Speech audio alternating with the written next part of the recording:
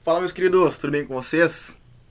Então, hoje vamos a uma aula sobre os princípios do direito penal, os princípios mais importantes que caem em concursos, que caem também na OAB, tá? Eu fiz um resumo aqui em 10 slides para vocês. Vamos lá sem enrolação, tá bem? Olha só, quem puder, deixa o like no vídeo e se inscreve no canal, tá bem? Vai me ajudar muito e não dói nada, tá bem? Vamos lá. Começamos com um dos mais cobrados em provas, princípio da legalidade. O princípio da legalidade ele diz basicamente que para ter um crime tem que ter uma lei.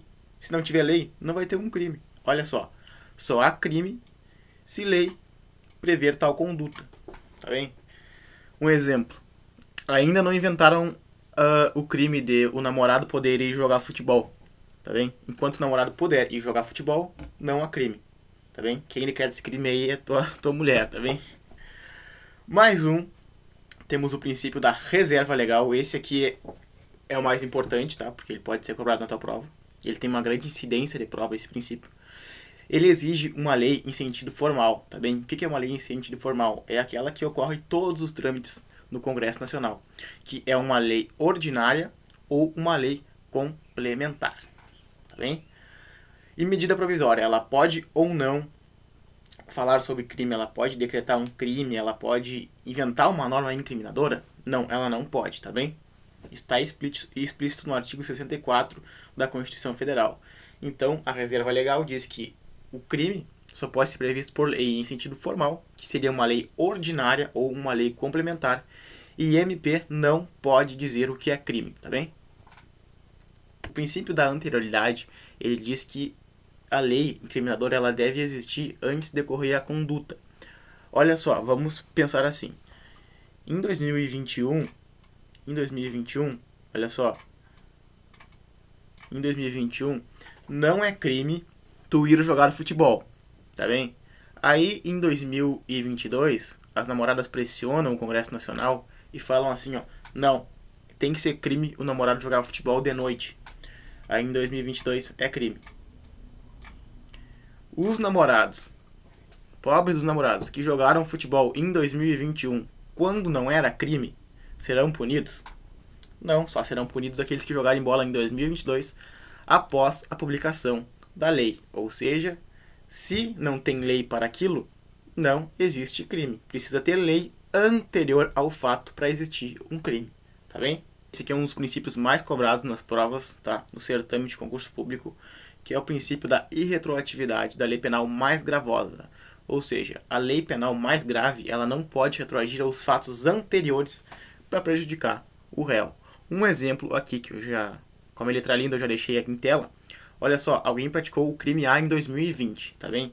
A pena para essa lei, para essa conduta, era de 2 a 4 anos. Ocorre que em 2021, na época da sentença, veio uma lei mais grave com a pena de 3 a 5 anos. Essa lei mais grave, ela não pode retroagir à época dos fatos em que a pena era de 2 a 4 anos. Ou seja, a lei mais grave, mesmo que na época da sentença, ela não pode retroagir e punir a pessoa com essa pena aqui de 3 a 5 anos, tá bem?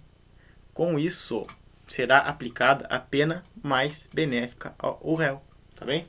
O princípio também bom de prova é o princípio da adequação social. Esse princípio basicamente tem este conceito, tá bem? A análise da tipicidade do delito, ela não é só formal, tá bem? Deve-se levar em consideração o que a sociedade acha sobre aquele fato. Olha só.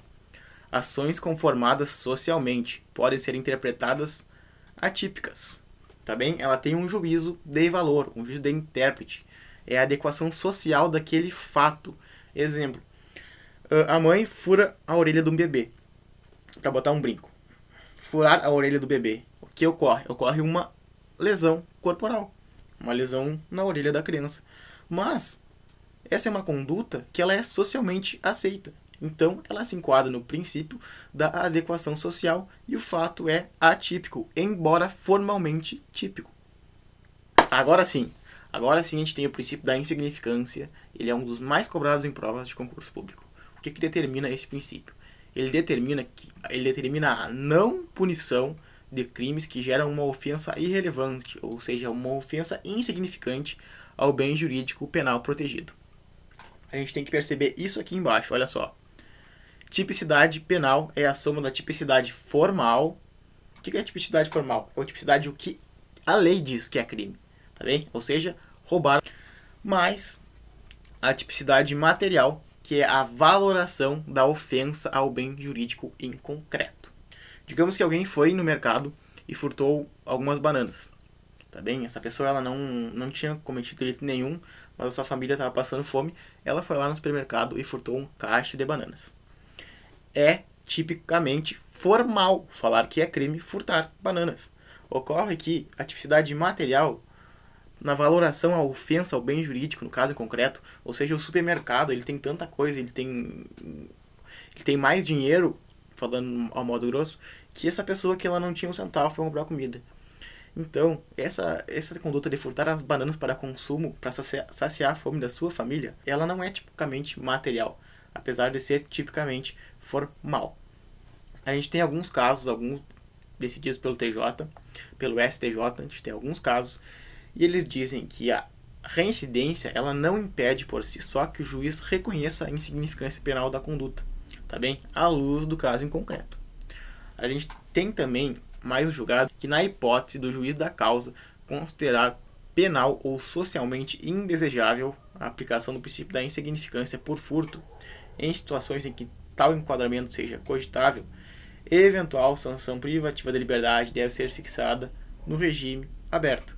Tá bem? Aqui a gente tem alguns requisitos para ser aplicado o princípio da insignificância. Então, para ser aplicado o princípio da insignificância, a gente tem a MARE aqui, ó. Mínima ofensividade da conduta, reduzido grau de reprovabilidade do comportamento, ou seja, ele estava passando fome, foi lá, furtou bananas. Essa conduta é reprovável, ele ia morrer se não comesse as bananas. Tá bem?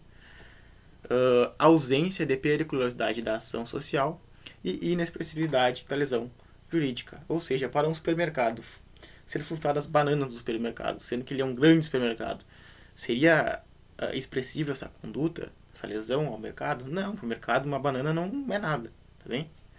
E a ausência da periculosidade da ação, ou seja, que não seja uma ação perigosa, como exemplo um roubo. Princípio da individualização da pena, muita gente confunde com o princípio da intranscendência da pena. O princípio da individualização da pena, ele diz que os indivíduos eles devem ter sua pena individualizada conforme o caso em concreto. Olha só, garante aos indivíduos no momento de uma condenação, de um processo penal, que sua pena seja individualizada, isto é, levando em conta as periculosidades para o caso em concreto. Tá bem? Olha só, agora o princípio da intranscendência. É intranscendência. A pena ela não passará da pessoa do condenado, tá bem? Ou seja, eu tive uma pena de 20 anos de reclusão. Eu faleci. Meu pai terá que pagar essa pena no meu lugar? Não, porque a pena ela não passa da pessoa do condenado. Ocorre que a obrigação de reparar o dano, que ela não é uma pena, ela será estendida aos sucessores e contra eles executados até o limite do patrimônio transferido. É isso, meus queridos. Muito obrigado. Até a próxima.